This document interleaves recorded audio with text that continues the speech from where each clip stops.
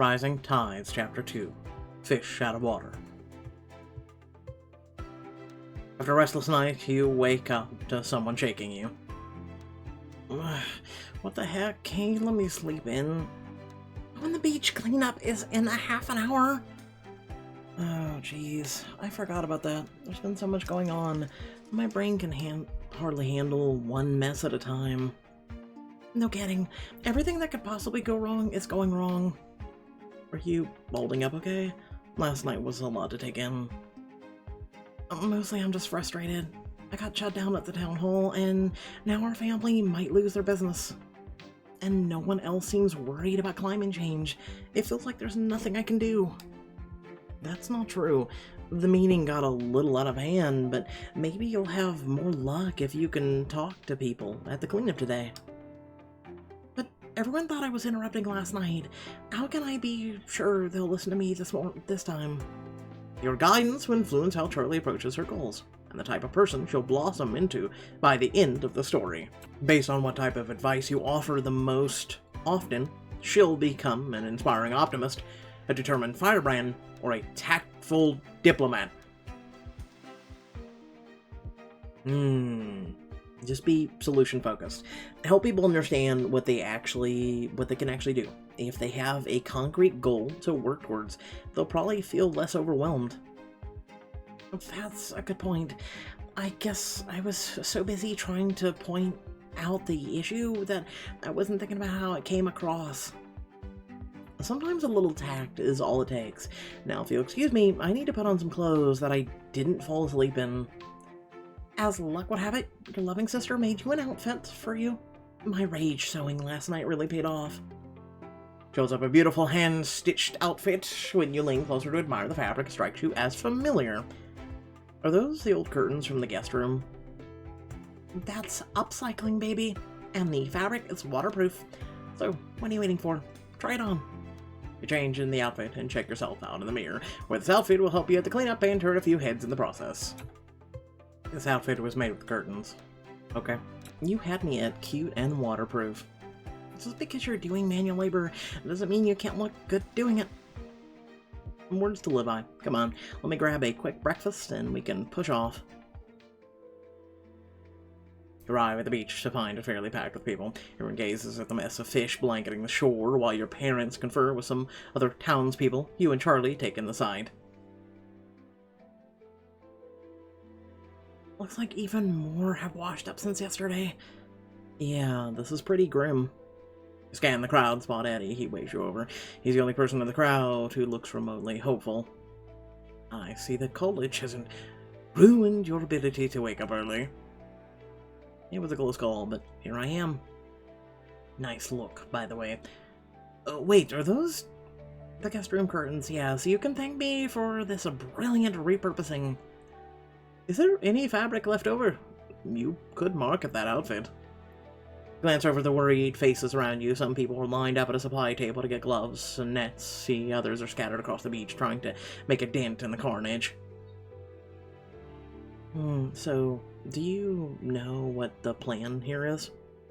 Well, Monteverde has provided supplies to help clean the beach. There are a bunch of industrial dumpsters to drop off all the fish. Alright.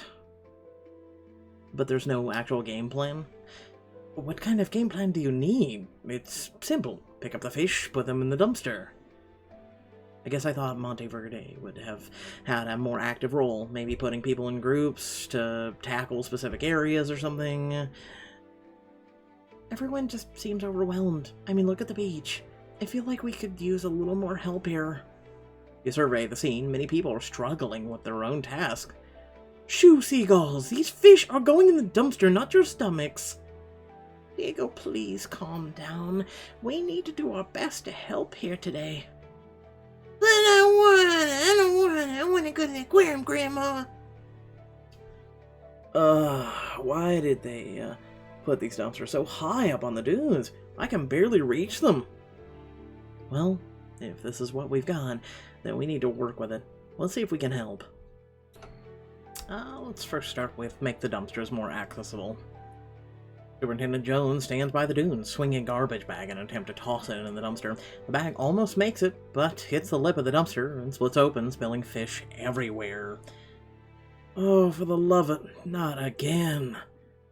Why did they put these dumpsters so high up on the dunes? I don't know, but I've only gotten about half of my bags in so far. At least this one didn't splash on me. I shouldn't have worn a suit. I have an idea. What if we piled up some sand to make a ramp? If we use damp sand, we can pack it in and it'll be stable. Harriet, that's brilliant! No one else should have to get fish juices on their clothes. Working together, you're able to make a short work of the ramp. Superintendent Jones climbs in to reach the dumpster with ease. He flashes a thumbs up, and you move on with a wave. Cheer up, Diego. You wander over to where Angelica is trying to comfort Diego, and you crouch down beside them. Everything okay over here? Diego's a little upset. We usually go to the aquarium on Saturdays, but helping the relief efforts is more important. Right, Diego? Well, what about the sharks? Who's taking care of them if we're all here? I heard that we need to clean up these fish, or else the sharks won't have anything to eat. They need healthy fish, so we have to get rid of these. Wait, really? Oh my gosh, then we need to work real hard. He grabs a trowel and starts diligently scooping fish into a trash bag. Angelica mouths a silent thank you, and you continue down the beach. Deal with the seagulls. You approach Mel, who's waving a shovel at a flock of seagulls that are relentlessly attacking her bag of fish. Demon birds, rats with wings, missionaries of the trickster god himself, sent to rain chaos down upon this earth. Let me help you, Mel. Maybe if we hit our shovels together, the noise will scare them off. It's worth a shot, and if nothing else, it will help me vent my anger at these flying sacks of plague. That's pigeons you're thinking of. You raise your shovels, and the resounding clang send the gulls flying cautiously away. You and Mel quickly shovel the fish into the trash bags, tying them shut. That's right, fly back to the guano-stained rocks from whence you came, hell beasts! Thanks for your help, Harriet. Not a problem. I'm shout away if you need a hand. To relief, people start to move more invigoratedly and hopeful. As you make your way further down the beach, you pass Charlie, who converses with Beth while they pick up fish. Actually have a few thoughts on how we could address crises like these, if you're interested. Really, that's great. I'd feel a lot better if I knew there was something I could do to help. Your advice helped Charlie make her point. You got Charlie's eye and smile before grabbing a shovel and continuing to help the cleanup effort. As you glance around, you notice Robin flitting through the crowd nearby, snapping photos. When he spots you, he raises his camera and takes a photo. You're looking like front page news in that outfit, Harriet. I do my best. With a wink, he moves on, and you return to the task at hand. Gradually, the beach starts to look cleaner and cleaner. The townspeople seem invigorated by the process.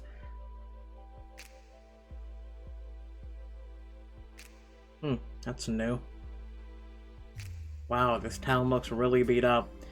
You helped lead the shore cleanup. Looks like we're gonna need to do the park, and is that a basketball court? And all the smog from the cars. Throughout the story, you'll have opportunities to clean up the town, unlock them all to restore Cedarport's natural beauty on the map, and get a special surprise. Also, all the fish in the water, too. The cleanup continues into the afternoon. Suddenly, a group of well-dressed individuals, followed by a camera crew, approach from one of the dunes. Warner is at the head, beaming as he greets the townspeople. I'm thrilled to see so many people here today. It really is a testament to how much of the people of Cedarport care about their community. Warner and the camera crew circulate through the crowd, shaking hands and handing out water bottles. People start losing focus on the cleanup. Okay, lady, let's get that shot of you shaking Warner's hand again. This time, thank him for Monteverde's help. Mr. Rafferty, I don't know where Cedarport would be if Monteverde hadn't stepped in. I feel like you're our guardian angel. Oh, please don't mention. Monteverde couldn't sit by and let something so horrible happen without offering our support. Warner and Angelica shake hands. The camerawoman gives a thumbs up, and Charlie scoffs beside you. Are they actually gonna help? Because right now it looks like they're just distracting people. They're patting themselves on the back for what? Donating a few shovels and water bottles? They're not even talking about the die-off. Maybe they're just trying to focus on the positive side of things. You went to college, you can't be this naive. But they can't ignore the terrible impact that this has had on all of us. A lot of people will be out of work if they can't fish, our parents included. Well, if they're getting people's thoughts, maybe I can say something about it. You approach the camera woman and tap her on the shoulder. Hi, could I? Ah, perfect. You're exactly the kind of person we're looking for. Young, photogenic, stylish. With an outfit like that, says Fishing Town Sweetheart could still show up on the pages of Teen Vogue. Can you say a few words for a feature? Or you can even agree. She aims the camera at you. An assistant lowers a boom mic above your head. You glance at Charlie and clear your throat.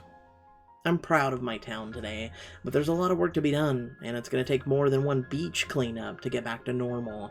We still don't know what caused the die-off, and until we do, families like mine, who rely on fishing, are going to be in a place of uncertainty. I urge our leaders to do everything they can to make sure our coast is healthy, and that disasters like this can be prevented in the future. And cut. Okay, I'm sure we can pull a sound bite from that. Thanks, kid. Wait, I really think we should talk about climate change. We need to raise awareness about what's happening to our oceans. Yeah, that's not gonna fly. Too much of a hot button issue. The goal is for viewers to feel inspired, not angry. You need to feel both. Maybe we need people to feel angry. The problem isn't solved just because we clean the beach. Our family owns a small fishing business, and they won't have jobs until we figure out what happened here and how to fix it. You raise awareness by reaching people, and for that, you need content they want to see. Let me do my job, okay? We're wasting time. What are you even raising awareness for? The die-off or the Monte Verde? Because it looks like you're just filming a puff piece. Wow. We came here to help and you're lobbing insults at me? Do you know how ungrateful you sound?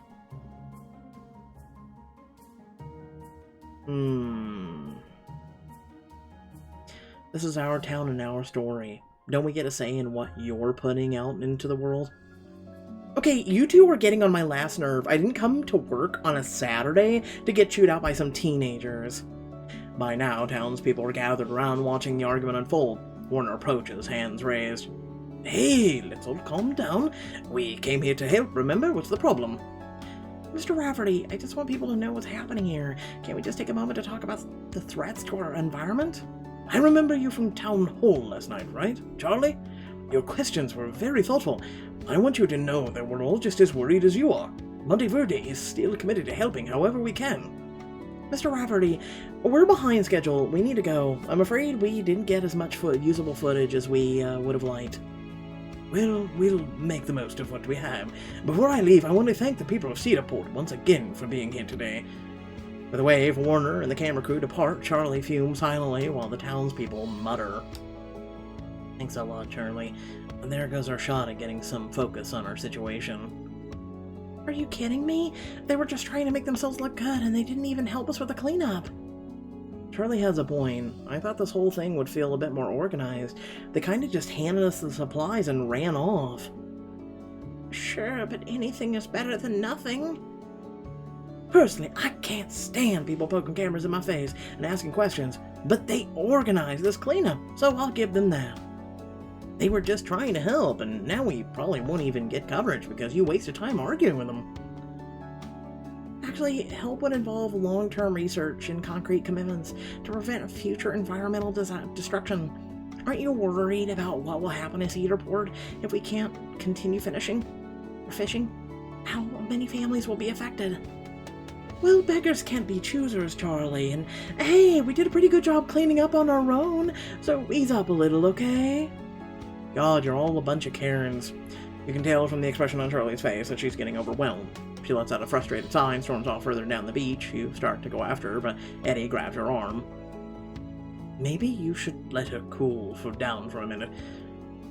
Yeah, maybe. I just wish today had gone differently. Afternoon sun burns overhead as you continue moving to a rocky area south of the cleanup site. But Charlie's not too upset. She was just trying to help. Past the sandy stretch of cleared shore before you, you see something glittering among the rocks. You step onto some of the small stones to investigate. One of the bottles Monte Verde brought. Further down the rocks, a few crumpled bottles float on the water surface. Damn it, we're supposed to be cleaning the beach, not dropping more trash. Clamber from rock to rock, setting yourself as the stones become more slippery, until you finally reach the bottles. But as you reach down to grab one, you lose your balance and fall into the water. Really? You barely have time to take in a gulp of air before the tide pulls you under. You thrash desperately. You fight against the current, but it's no use. You're just losing air. You can barely tell which way is up. Salt water stings your eyes and your lungs burn for oxygen. Then a dark shape passes you and suddenly grabs you by the waist.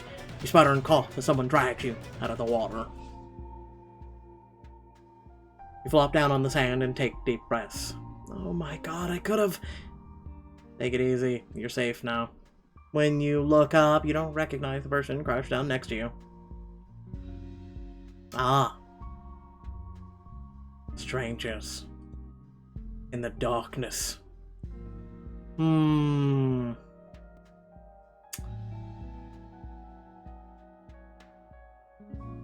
not?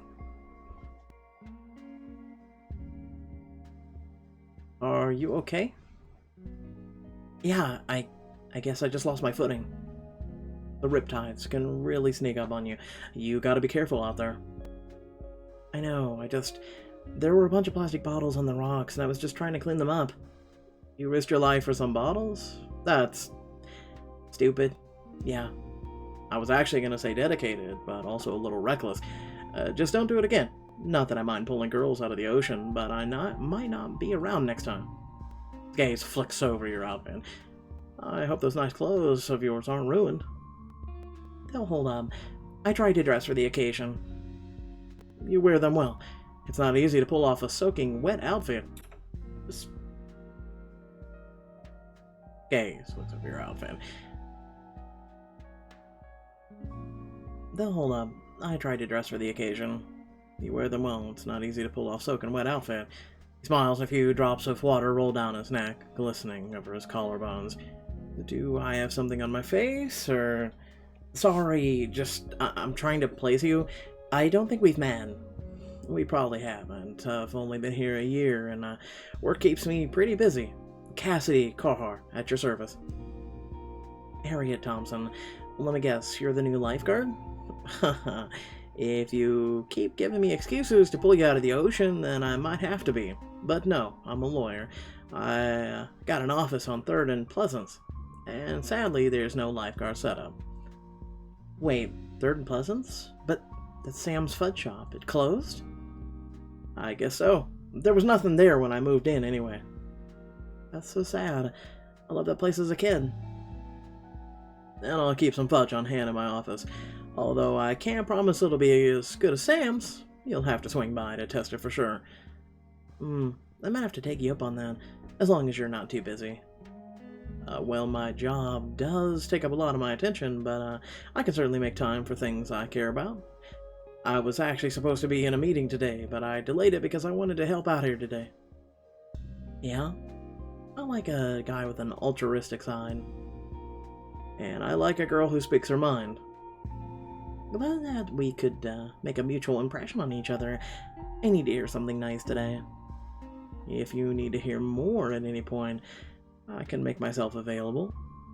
You smile and you're both quiet for a moment. He glances towards the cleanup where people are still throwing bags into dumpsters. I know this is a big blow to the town. How have you been taking it? Honestly, I'm scared we won't bounce back from this. My family's fishing business is on the hold and we're not sure what's going to happen.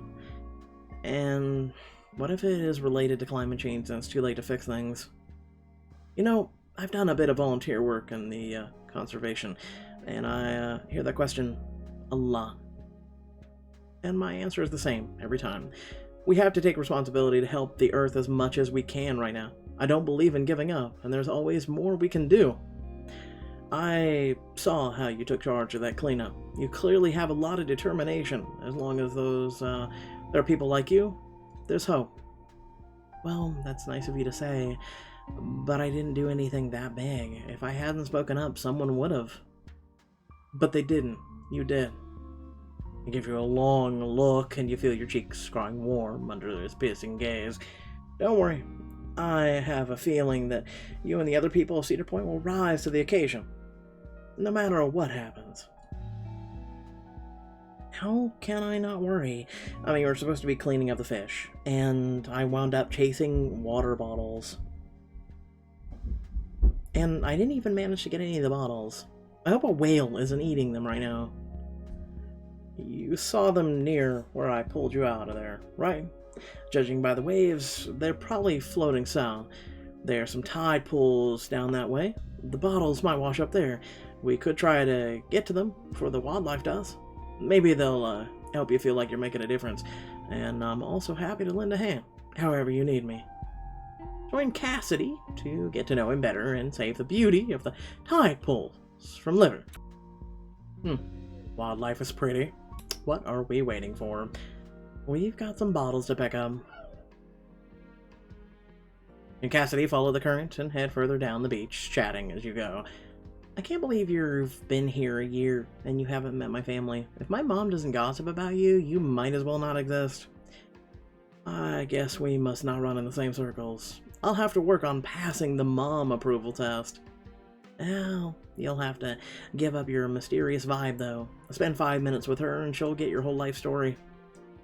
I don't have a mysterious vibe. You can ask me anything. Okay. Do you have anyone special in your life? Huh, no, there's no one. Really? That's surprising. You seem like a catch. Objectively speaking.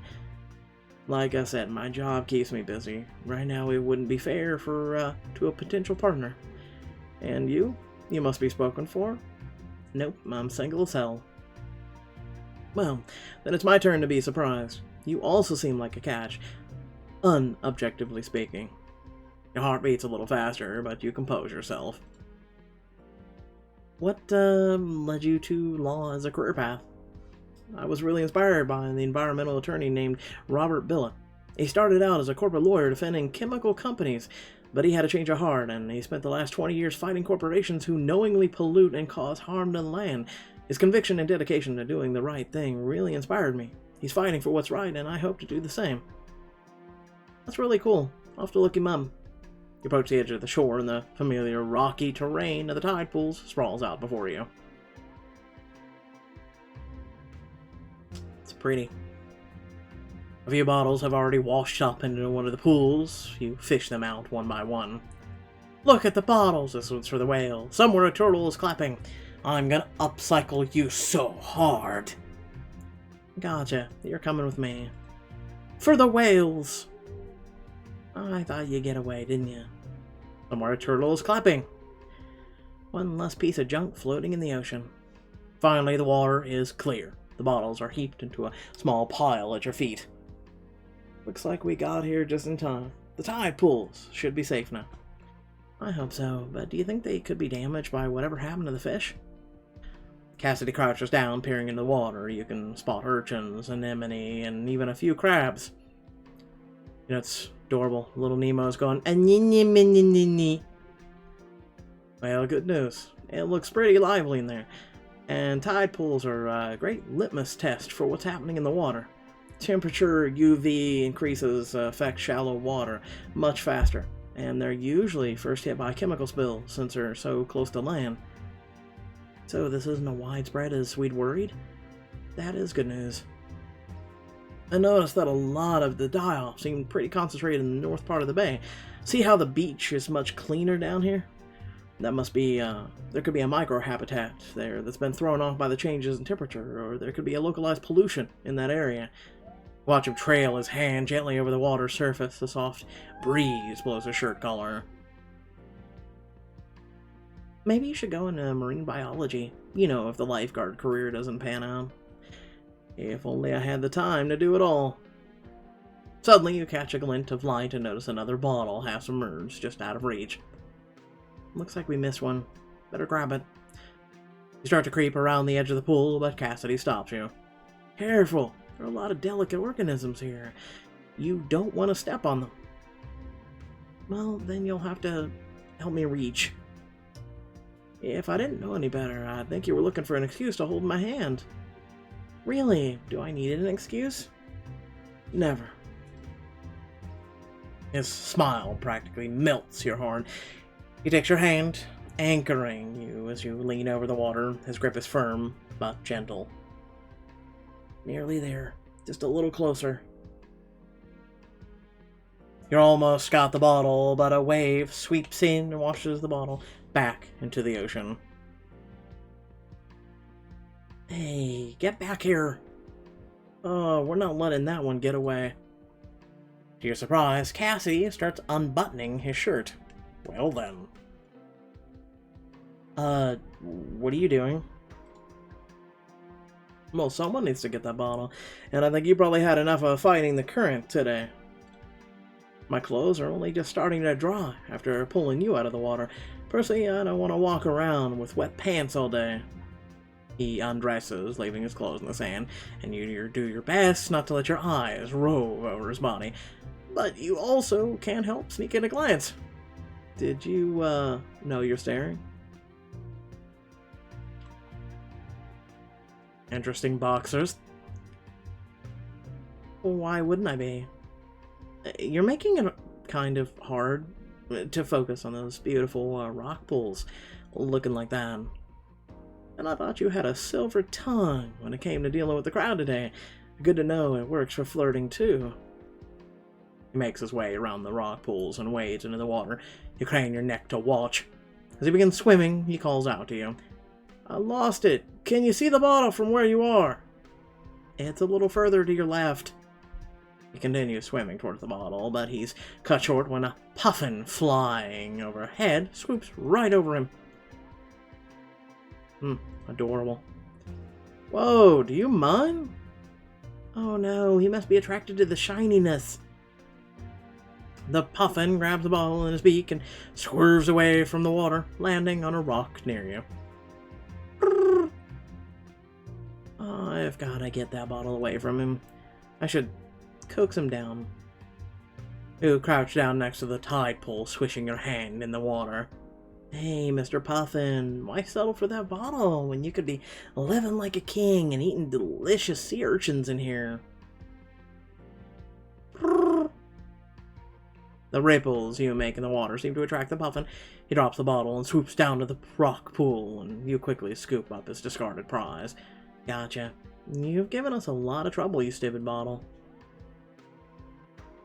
Nice job. Looks like we'll have to add Puffin Tamer to your many skills. Cassidy approaches, water rolling down his chest. You quickly avert your eyes.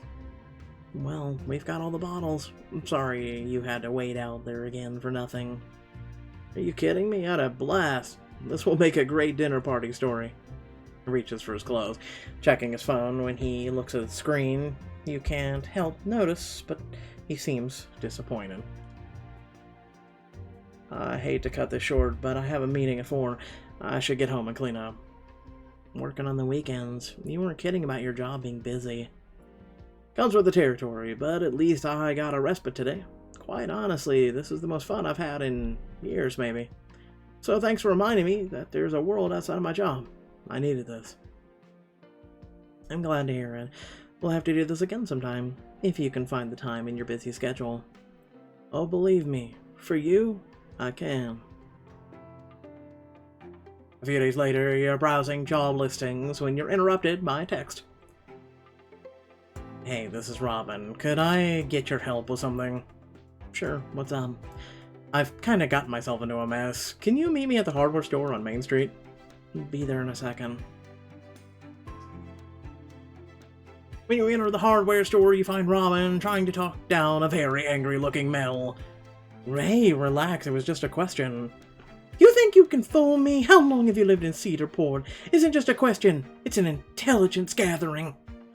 Who are you? CIA, FBI, KGB, WTF? I'm pretty sure WTF is an intelligence agency. Don't try to deflect, I see people posting about it online all the time. Ugh. Look, I'm a reporter covering the incident at the beach. I'm just trying to ask you about your perspective. Reporter! Pah, likely story. I know why you're really here. You're trying to gather my personal information so you can hack my camera and steal my pictures on my prize zucchinis. Oh, whoa, Mel. Take it easy. No one is after your zucchini. I know Robin. He's telling the truth. Also, I know what you women do with zucchinis. Well, let's say he is a reporter. How do I know he won't leak pictures of my zucchini to his tabloid rag? I don't think anyone wants to look at your zucchini. You can't trust a journalist. They're all out to make money off their salacious stories.